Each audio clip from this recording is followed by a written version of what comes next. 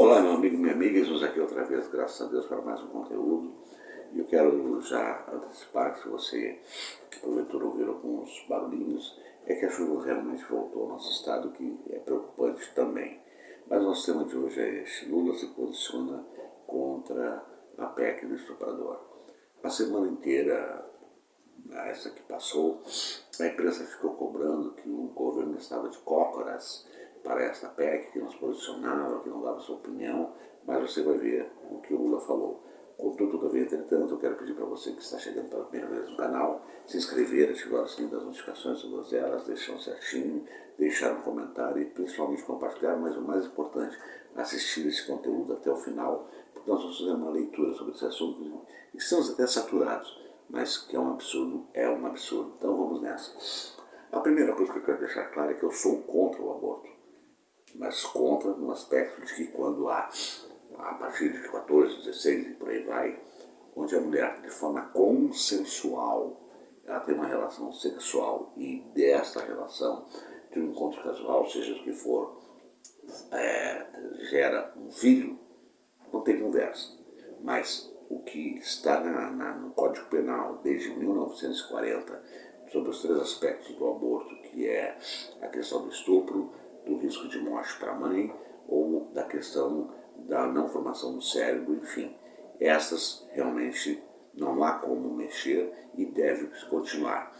Então nós vamos analisar a seguinte questão: qual é o motivo desta PEC tão demoníaca, tão esdrúxula, tão criminosa contra as meninas em especial, contra todas as mulheres, mas em especial as meninas de idade de até 13 anos. Já tivemos aquele caso da Damares aí, uma menina de 10 anos querer forçar que ela tivesse uma gravidez. Essa gente é estúpida, essa gente é escrota. Uma má interpretação da palavra de Deus que não tem, é abissal. Chega a ser, Deus deve estar assim com uma revolta enorme.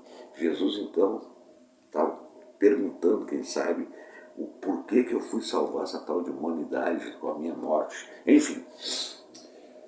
Mas a verdade é o seguinte: nasceu uma pequena fagulha, e esta fagulha deve se tornar uma grande chama, e outras manifestações para corrigir esse Estado que está querendo ser um Islã, e essa corrupção desses deputados, desses senadores, etc., nasceu a partir dessa PEC e que foi grandiosa. Então, antes de eu dizer para você como é que nasceu essa PEC, vamos ver qual foi a resposta que o povo deu nas ruas contra esse absurdo. Assiste aí. Fora Lira! Fora Lira! Fora Lira! Fora Lira! Fora Lira! Fora Lira! Fora Lira! Fora Lira! Aí está, um grito único: fora Lira. E por que fora Lira? Porque é muito simples. Esta dita bancada evangélica, servos de Deus, fizeram um acordo com Lira.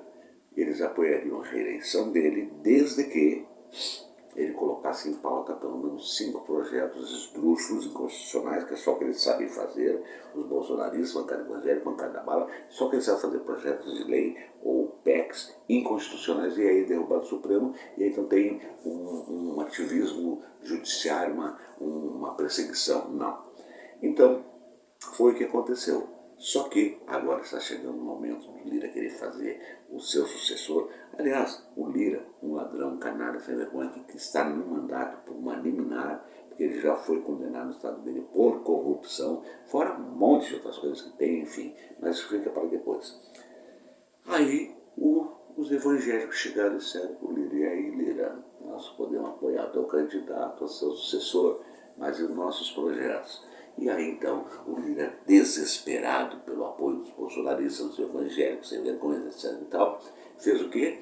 Botou em votação de urgência. Mas aí, será que realmente não é a PEC do estuprador? Vamos ver os recortes aí sobre essa questão? Assiste aí e volta comigo para nós continuar nosso comentário. Ontem a gente mostrou um pastor que abusava das fiéis. Hoje a gente tem um outro caso de um pastor também, mas muito pior.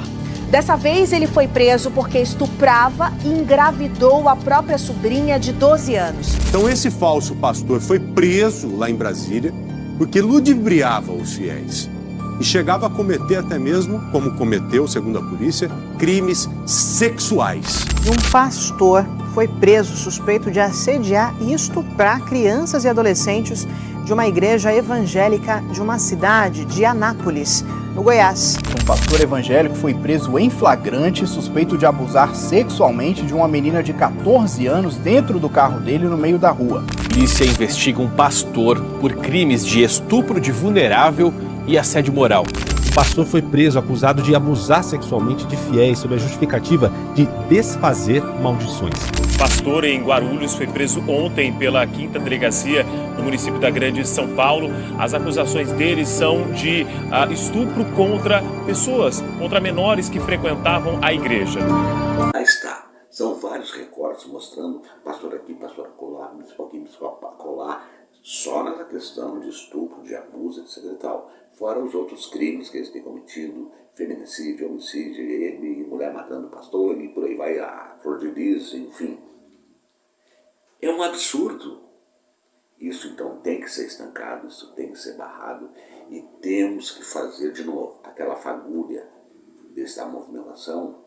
Pode ser o início de uma grande chama para outras manifestações. Parabéns a todos que foram às ruas e a nós, através das nossas redes, do nosso YouTube e outras, que todo mundo acabou se lançando contra esse descalabro, desse cretino. Será que não é realmente para proteger? Porque o estuprador ganha menos pena do que uma menina ou uma mulher que sofre o estupro e tem que carregar o fruto maligno, que Deus me perdoe, dessa gestação que ela não teve a mínima participação de desejo, de prazer. Não há como deixar isso prosperar. Então vamos ficar espertos. Evangélicos, eu fico impressionado que vocês não se manifestam para nada quando esses canalhas fazem tudo isso que estão fazendo. E vocês continuam dando oferta, dizendo que querem prosperar, etc e tal. Mas atacam o Lula dizendo que ele é a favor do aborto. Será mesmo? A imprensa tanto insistiu, e uma jornalista da BBC, lá na Itália, fez a pergunta para o Lula. Vamos ver o que o Lula disse? Assiste aí e volta comigo para o meu comentário final. Presidente, bom dia. Laís Alegrete, da BBC Brasil. Eu queria fazer uma pergunta para o senhor que eu acredito que muitas brasileiras gostariam de fazer, porque um assunto que levantou muito protesto no Brasil foi a aprovação pela Câmara dos Deputados do projeto que equipara aborto ao homicídio. Então, eu gostaria de perguntar para o senhor, primeiro, o que o senhor acha da possibilidade desse projeto ser aprovado durante o governo do senhor? E, segundo, se o senhor acredita que a legislação que a gente tem sobre aborto no Brasil hoje precisa de alguma mudança. Obrigada. Veja, a primeira coisa que eu preciso dizer para vocês, alto e bom som, não é a primeira vez, porque eu já fui candidato em 89, já fui candidato em 94, já fui candidato em 98, já fui candidato em 2002, já fui candidato em 2006, fui candidato em 2022, ou seja, é que eu, Luiz Inácio Lula da Silva, sabe, fui casado, sabe, tive 5 filhos, 8 netos e uma bisneta. Eu sou contra o aborto. Entretanto, como o aborto é a realidade, a gente precisa tratar o aborto como uma questão de saúde pública. E eu acho que é insanidade alguém querer punir uma mulher numa pena maior do que o criminoso que fez o estupro. É, no mínimo, uma insanidade isso. Eu, sinceramente, à distância, não acompanhei o debate, sabe, muito intenso no Brasil. Quando eu votar, vou tomar ciência disso. Eu tenho certeza que o que tem na lei já garante que a gente haja de forma civilizada para tratar com respeito, para tratar com rigor o estuprador e para tratar com respeito a vítima. É isso que precisa ser feito. Quando alguém apresenta uma proposta de que a vítima tem que ser punida com mais rigor do que o estuprador, não é sério. Sinceramente, não é sério. Aí está. O Lula foi brilhante. Mas eu tenho uma notícia, ou algumas. A primeira, Eles ficaram apavorados e deram uma recuada. Poderá voltar à pauta, poderá ser aprovado na Câmara dos Deputados, mas o Pacheco já disse que esse assunto não vai ser tratado assim, desta forma, no Senado. Vamos imaginar que passe, o Lula vai vetar. Vamos imaginar que eles derrubem o veto do Lula. Sabe aonde vai parar? No Supremo Tribunal Federal. Sabe o que vai acontecer? Vão rasgar tudo que eles fizeram e vão dizer, vale o Código Penal e já era. Portanto, Satanás está fazendo festa e usando essa gente do inferno de Satanás para trazer a desunião, a discórdia, todo esse absurdo que está acontecendo no nosso país. E nós temos que interromper com isso. Então, meus queridos, não a pega do estuprador, porque é um absurdo. Condenar, tirar praticamente a vida, em vida, de meninas, como eu já disse, ou de mulheres que não foram de forma consensual, pelo desejo, pelo prazer, por sua libido, que escolheu o seu parceiro, ser criminalizada, ter que viver como uma criatura que é um ser humano, que ela não tem o mínimo vínculo, desejo e prazer, é uma crueldade, é uma grande crueldade. Então, está dado o meu recado, porque aqui é a voz da esquerda resistente, a verdade do em quem doer, e como eu sempre digo, com a graça de Deus, até o nosso próximo encontro.